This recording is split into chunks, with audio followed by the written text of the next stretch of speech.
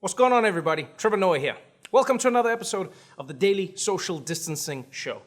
It is now day 18 of staying at home to prevent the spread of coronavirus. And here's your quarantine tip of the day. I know these have been helping you live your life. If you crank up the thermostat high enough, just turn the temperature way up and then look directly into your light bulbs.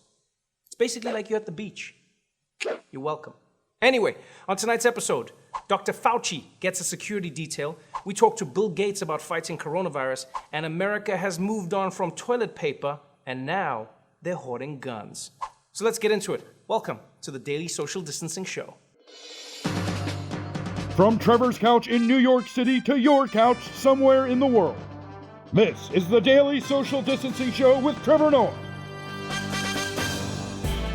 Let's kick it off with some good news. Like everyone right now, scientists around the world are no longer thinking about anything other than the coronavirus. In fact, many scientists have dropped almost all other research and are only focusing on cures and treatments for COVID-19, which I think is great, because I think scientists were too busy working on random shit anyway.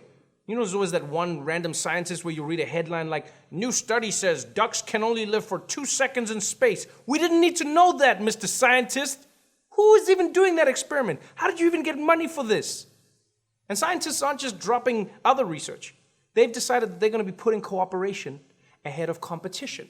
And they're going to share research immediately rather than waiting like they normally do for months to publish their results and then get the credit for themselves, which makes perfect sense to me. This is not the time to worry about credits, right? And trying to get credit for stopping coronavirus is a waste of your time anyways. We all know President Trump is going to take the credit no matter what happens, so you might as well just relax. Be like, "Really, Trump? You did it? You're damn straight. How did you do it?" "I put the thing in the thing, and then boom, it disappeared." And some of this research is coming from an unlikely source. Yeah, one of the companies who has announced a possible breakthrough in vaccine developments is the cigarette giant British American Tobacco. Yeah, those guys. They claim that proteins extracted from tobacco plants could lead to a cure for coronavirus. And you know what? I'm not surprised. They spent years destroying people's lungs. Of course, they know what it's all about. Coronavirus is basically their competition. This is one of those, to catch a killer, you gotta be the killer. It's like the Hannibal Lecter of coronavirus. So scientists are teaming up. Tobacco companies are trying to do something good for a change. But in not so good news, there are now nearly 1 million coronavirus cases around the globe. The number keeps going up. And here in the US, yesterday's death toll was over 1,000, the highest yet. And those aren't the only bad numbers. A record 6.6 million Americans filed for unemployment last week. Yeah, 6.6 million people filed for unemployment. And I know it can be hard to wrap your mind around numbers like that. But just look at this graph that came out showing the spike in job losses. You see that? Look at that spike. You've never seen anything like it. It looks like unemployment overdosed on Viagra and then got one of those 4-hour boners where you have to call a doctor. But you call the doctor after the 4 hours. Before that, you gotta use what you got. And that's not the only record being set right now. Over the past month, 3.7 million people have tried to buy guns. Yeah, the highest number the FBI has ever recorded. So during this pandemic, the two things people in America want the most are guns and toilet paper, which makes sense. Because if I see someone carrying a gun, I shit myself. And I'll be honest with you, I don't know why stocking up on firearms is going to help you in the middle of a pandemic. If you want to protect yourself from outsiders, you don't need a gun, people. Think out of the box. You just need a recording of someone coughing on a loop. Yeah, you just play that in your house all night. Someone comes in the window. Nah, I'm not messing with this house. Now, there is one person out there who actually does need more protection right now. Dr. Anthony Fauci. The man whose calm leadership during this crisis has won him the respect of all intelligent people and President Trump. And according to reports, Dr. Fauci has now been assigned a security detail because of threats that are being made against him, which is insane. Why would you threaten Dr. Fauci? And authorities aren't sure where the threats are coming from, but police have released a sketch of a potential suspect. And I don't know who it is because of the glasses, but that face looks familiar. Now, unfortunately, getting threats is fairly standard for anyone in the public eye. But what's not standard is that Dr. Fauci is also receiving lots of, quote, unwelcome communications from fervent admirers. Yes, that's a nice way to say that your groupies are crazy. And who would have thought one day we'd be living in a world where the whole planet would be grounded and an epidemiologist would be the hottest man on earth? People are just like, I gotta get me some of that Fauci. You know he got the vaccine, girl. He is the sexiest man on the planet. Who's sexier than Fauci? No one's sexier. If People magazine doesn't put him on the cover, they're wasting their lives. Now, as the corona cases continue to grow, more and more governors around America are announcing their own belated stay-at-home orders for their states. They're staggering them out. Yesterday, after weeks of resisting, the governor of Florida, Ron DeSantis, finally announced a lockdown for his state. And he did it on April Fool's Day. So Florida is officially locked down, which means Mickey Mouse and all of his friends will have to work from home, which I think is perfect for Donald Duck. That dude has never worn pants. He was born for the teleconferencing life. You think anybody's wearing pants? Are you wearing pants? You wear pants in your... I don't wear pants. I would stand up right now. But you're not ready. I'm also not ready. I didn't think about that before I started telling that joke, but I'm not wearing pants and I'm not ready. Oh, Georgia's another place that instituted a stay-at-home ban. The governor of Georgia, Brian Kemp, declared a shelter-in-place order. And he explained the reason that he didn't do it sooner is because he just found out that asymptomatic people can spread the virus. Yes, that's what he says. He says he just found out that people who don't show any symptoms can also spread coronavirus. He just found that out. Yeah, and that's something that has been known widely for months. Yeah, how can a governor be so far behind the curve? A governor. Well, I just picture him now, watching season 3 of Westworld, like, guys, I'm starting to think that some of these people might be robots. I don't know. Something about them. But let's move on. Because earlier today, I talked to someone who, unlike the governor of Georgia, actually does know a lot about the coronavirus, Mr. Bill Gates. So check it out. Bill Gates, welcome to the Daily Social Distancing Show. It's great to be on. Let's jump straight into the first question that everybody would want me to ask. You delivered a TED Talk where you predicted pretty much what is happening now. Now, thanks to the world we live in, that has sprouted a bunch of conspiracy theories, everything from Bill Gates invented this virus to prove himself right, or he knew it was going to happen and that's why he said it. Was that TED Talk about this virus, or was that a hypothetical that has now come true? Well, I didn't know specifically that it'd be coronavirus and that it would hit in late 2019. But the goal of the talk was to encourage governments to make the investments so we could respond very quickly and keep the case numbers very, very low. And so sadly, this is not a case where, I feel like, hey, I told you so. Because we didn't use that time when it was clear as the biggest threat to kill millions of people, to have the diagnostic standing by, to be ready to ramp up a vaccine factory. A few things were done. Some countries, our foundation funded some work that will help with the vaccines now, will help with the diagnostics, but most of what was called for, particularly in a New England Journal of Medicine article I did that went into way more specifics than I could in a short TED Talk, those things didn't get done, and so that's why it's taking us a long time to get our act together faced with this threat. Here's a question I have as an individual. How is it that you, as a non-government, knew this information and knew that it needed to be acted on, and governments and organizations that are specifically tasked with protecting people from this very thing either didn't have the information or ignored it? What do you think happened there? Because I know you interact with governments, you talk to organizations like the CDC, like the WHO. What went wrong?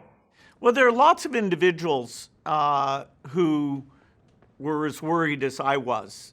People like Dr. Fauci, who've been through various epidemics. And so when we had Ebola, Zika, SARS, MERS, we were lucky that they didn't transmit very easily. They weren't these respiratory viruses where somebody who's not very symptomatic and is still walking around can spread the disease in some cases to literally dozens of people. So the respiratory transmission, particularly because world travel is so intense. That's where I show the simulation in that speech and say, this keeps me up at night more than even war, which is no small thing. And yet, in terms of being systematic about, okay, let's run a simulation and see how would we reach out to the private sector for tests or ventilators, and what kind of quarantine would we do? And as we enter into this, we haven't practiced at all. And so you can see it's, every state is being forced to figure things out on their own. And it's very ad hoc. It's not like when a war comes and we've done, 20 simulations of various types of threats, and we've made sure that the training, communications, logistics, all those pieces fall into place very rapidly. You are in an interesting position where, in many ways, you are an expert on this topic because of the work that you now do in philanthropy. Your goal has been to eradicate malaria across the globe, focusing in Africa. You work with infectious disease, you work with experts in and around infectious disease. When you look at the coronavirus as it stands now, it's happened, leaders acted late, but what do you think needs to be done going forward? You wrote an interesting op-ed about this, but what do you think we need to do from the ground up, from the people to the leaders to the private sector? Well, the main tools we have right now are the behavioral change, the social distancing, which often means staying at home most of the time, and the testing capacity to identify who in particular needs to get isolated, and then testing their contacts to make sure that we can catch it so early that a lot of people who get sick don't infect anyone else. Now, so our foundation is engaged in projecting what's going to go on, the modeling. Our partner IHME is, telling each state what they should think about in terms of ventilators and capacity. Further on out, the work we're doing now to find a therapeutic, a drug to reduce the disease, to cut the deaths down, we're hopeful that even in 6 months, some of those will have been approved. But the ultimate solution, the only thing that really lets us go back completely to normal and feel good about sitting in a stadium with lots of other people, is to create a vaccine and not just take care of our country, but take that vaccine out to the global population, and so that we have vast immunity, and this thing, no matter what, isn't going to spread in large numbers. You have a unique vantage point in that you have been communicating with various governments around the world in and around their COVID-19 response, what they plan to do and what they haven't done thus far. Which countries do you think we should be looking to for models that work? And can we apply those models to a larger country like the United States? So, many people say Italy and Korea, yes, have their numbers, but they can't necessarily be applied to America. Is that true or not? Or is there a model that does seem to work and should be followed for everybody? Well, countries have differences. South Korea did get a medium-sized infection, but then they used testing, enforced quarantine, contact tracing, and really bent the curve, even though it looked pretty scary there for a while. The epidemic in the United States is more widespread than it ever got in South Korea. So we're like the part of China, Hubei province, where a lot of the cases were in one city, Wuhan. And the US and China are different. The lockdowns that we do won't be as strictly enforced, but they are very, very important. The way we do contact tracing won't be as invasive, and so won't be quite as perfect. But it is very good news that China, although they're maintaining a lot of measures, they are not seeing a rebound. They're not seeing cases coming back, even though they are sending people back to the factories and sending people back to schools. And so thank goodness, if we're seeing a big rebound there, the idea you could keep it under control would, once you have a large number of cases like the US does and many countries in Europe, then it would seem almost impossible. So it can be done. China ended up with 0.01% of their population infected. Our goal is to stay so it's only a few percent, so at least the medical penalty isn't gigantic, even though the economic penalty will be very large. When you look at that balance between the economic penalty and the human penalty, there are some who have argued that the economic penalty will over time equal the human penalty. Now, you are one of the few people in the world where you actually have enough money to tell us about whether or not an economy shifting in this way or another way is going to cause mass deaths. But how do you think we should be looking at this? Because yes, there is an economy and yes, there is human life, but where do you think the truth lies? Well, there isn't a choice where you get to say to people, don't pay attention to this epidemic. Most people, they have older relatives, they're worried about getting sick. The idea of a normal economy is not there as a choice. About 80% of people are going to change their activities. If you get the other 20% to go along with that nationwide, then the disease numbers will flatten, hopefully in the next month, and start to go down, hopefully in the month after that. And then when they've gone down a lot, then in a tasteful way, using prioritized testing, you can start to reopen a lot of things like schools and work. Probably not sports events because the chance of mass spread there is quite large. Mm-hmm. And so to get back economically, taking the pain extremely now and telling those who wouldn't curb their activities, no, you must go along with the rest of society and not associate in a way that we have exponential increase in these cases, that is the right thing, even though it's extremely painful. It's unheard of, and there are particular businesses that it's catastrophic for. Mm-hmm. That's the only way you get so you can feel like you can say to the entire population, ideally in the early summer if things go well, yes, now please do resume, and we are, through testing, making sure that it won't spread in some very, very big way. So people will need the confidence that the system is working and smart people are making decisions, and over-optimistic statements actually work against that. What do you think most people are missing right now?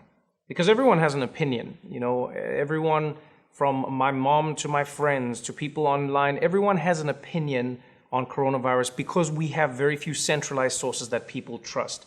But what do you think people are missing about this virus and this moment and what we need to be doing as people? Because we know the basics: wash your hands, stay at home, stay away from other people, try to maintain a world where people are moving as little as possible. But what do you think we're missing that people might make a mistake and exacerbate what we're going through now?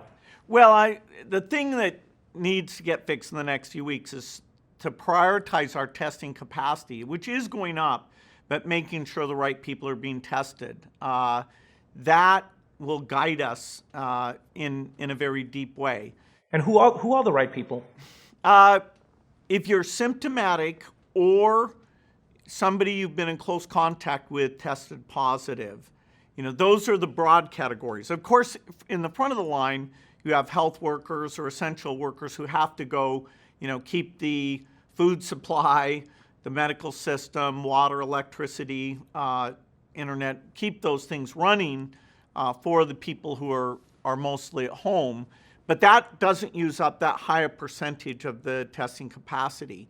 We have a lot of people without symptoms who are just kind of worried, and there we need to show them that until our capacity goes up a lot, they are going to have to wait.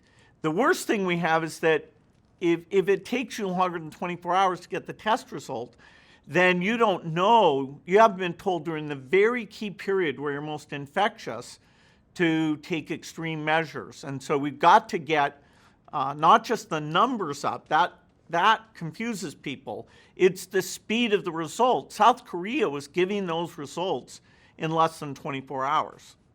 So if we have tests that are ramping up around the world, we're going to see the numbers going up.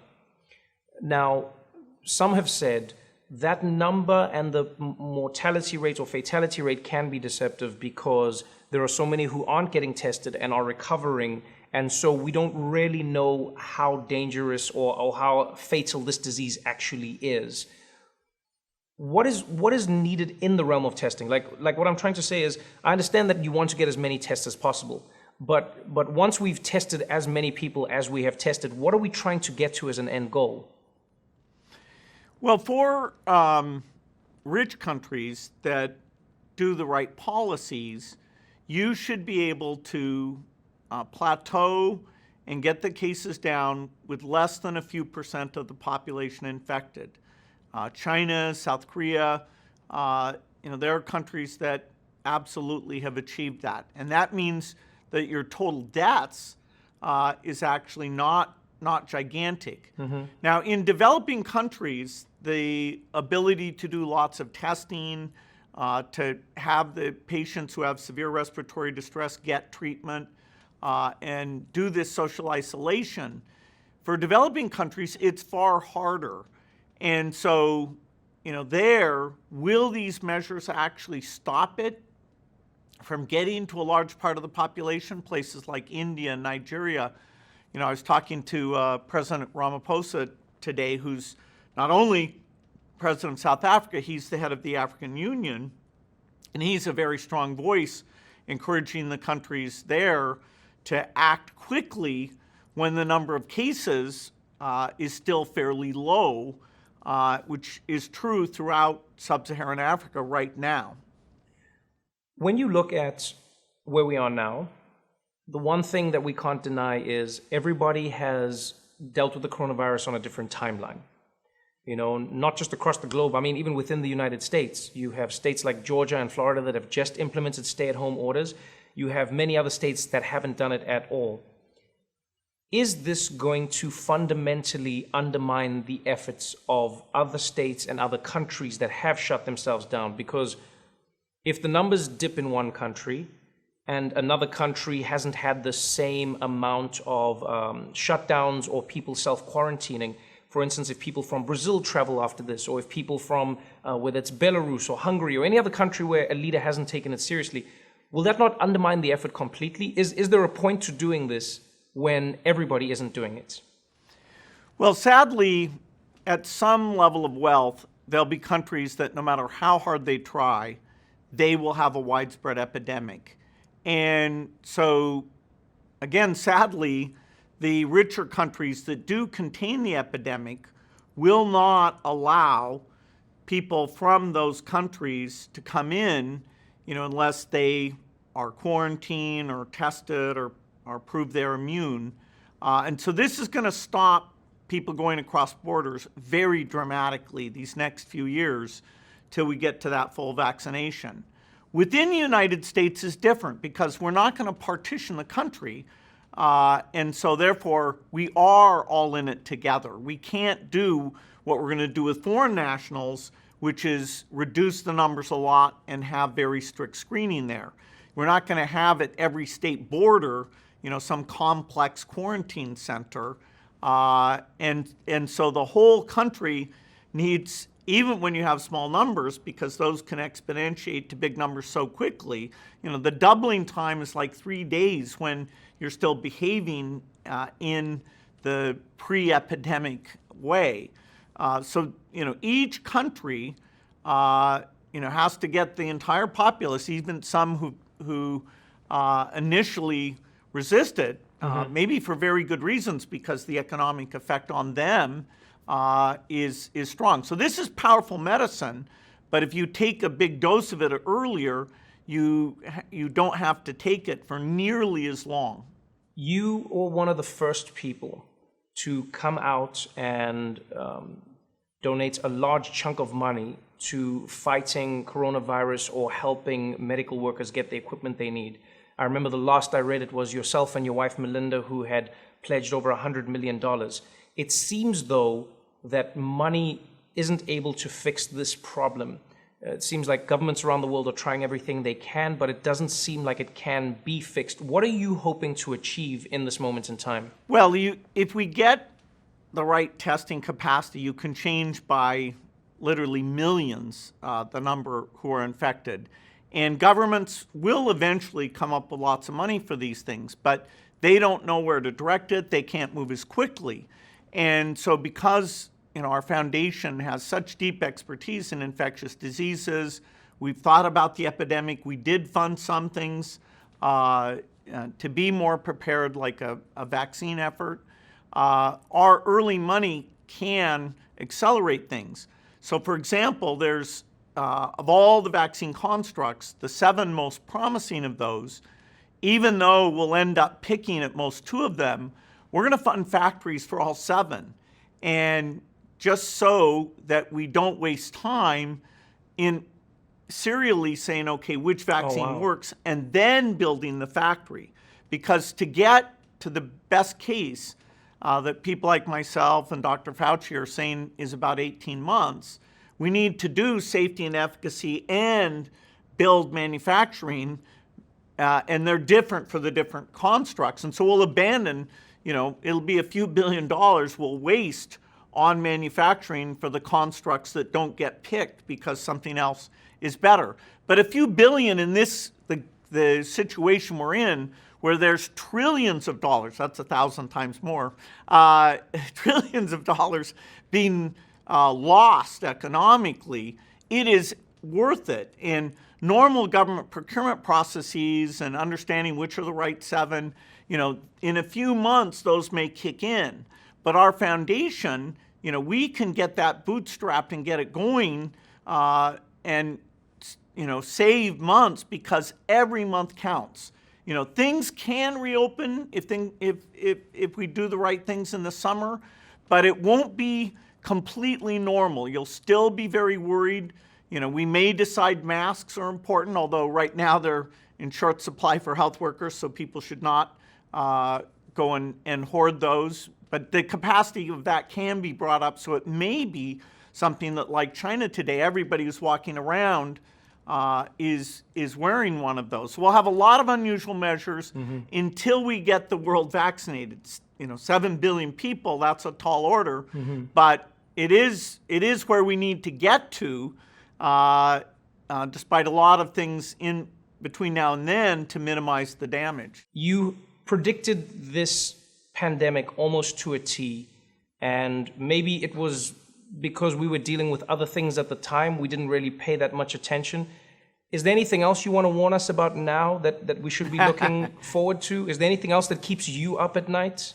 Well, this is a naturally caused epidemic, and as bad as it is, it looks, if you have reasonable treatment, to have a 1% fatality. There could be epidemics that are worse than that, including ones that aren't naturally caused, that are a form of bioterrorism.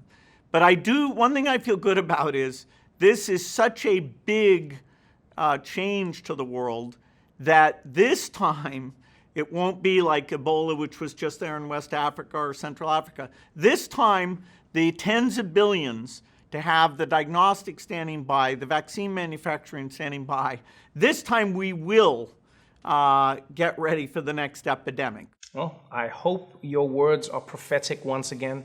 Thank you so much for your time. Good luck in all of your work, and stay healthy out there. We need you. Hey, thanks, Trevor. Hopefully we'll be playing tennis again soon. You bet. Looking forward to it. Thank you so much, Bill Gates. And by the way, I texted you my Venmo account.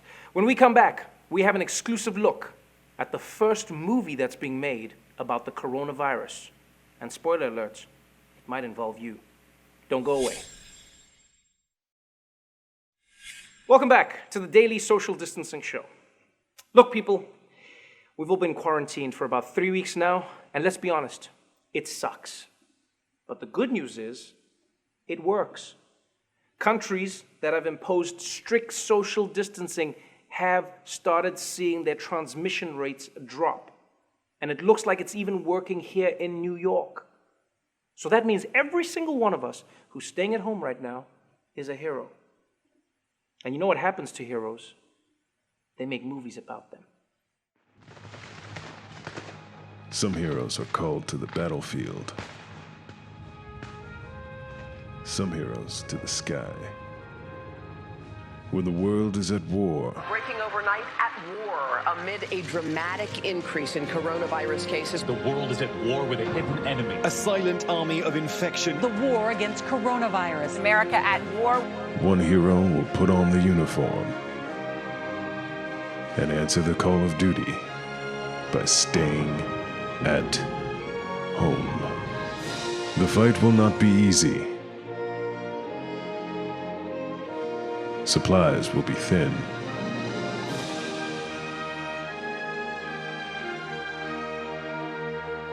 But when the only way to destroy the enemy is through self-isolation,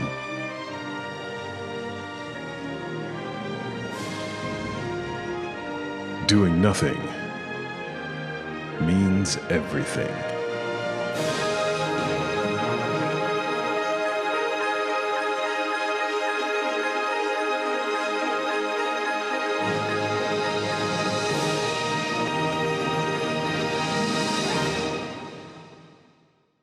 Man, I can't wait to watch that in theaters when they reopen in 2024. Well, that's our show for today. Before we go, we want to keep reminding you that doctors and nurses out there need your help to get the protective gear that they need. So please, go to Thrive Global's First Responders First and donate whatever you can to get PPE to the people saving our lives right now. And if you want to help in New York City specifically, you can go to the New York Mayor's Fund COVID-19 response and you can donate there. Stay safe out there.